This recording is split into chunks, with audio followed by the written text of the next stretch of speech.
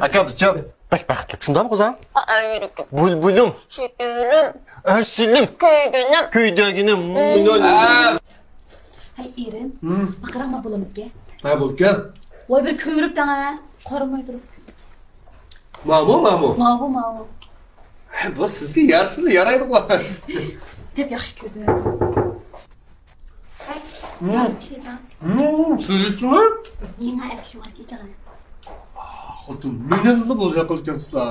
Hammasini men qilam dedim. Kim o? Oy, yaxshimisiz? Kim izlaysiz? Aka. Voy ustam senmidi. Voy, bormi sen voy? Ben yaşamak ya. Tamam. Ha, yaxshi. Ha, yuqori tur. Ajab yo'qdingmi sen? Ben publik Aldirashib qolsa. Ha, o'zing yaxshi teshlayapti. İşler ancha yaxshimi? Yaxshi. Bu yoq. Oynas. Ben bir tanıştık bitta ya.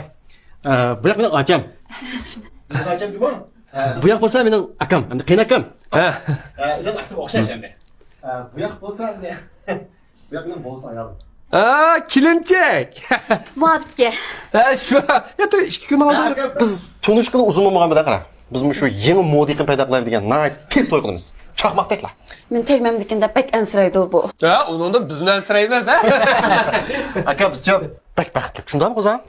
Yürüküm. Bulbulim, Şükürüm. asilim, Köygünüm. kuydaginim.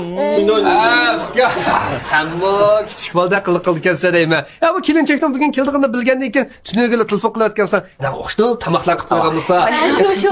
Men choymi qo'ymabdimi? Voy, nima gaplar bo'lib ketdi. Men sal o'tirib turanglar. Men choy Maqlacha.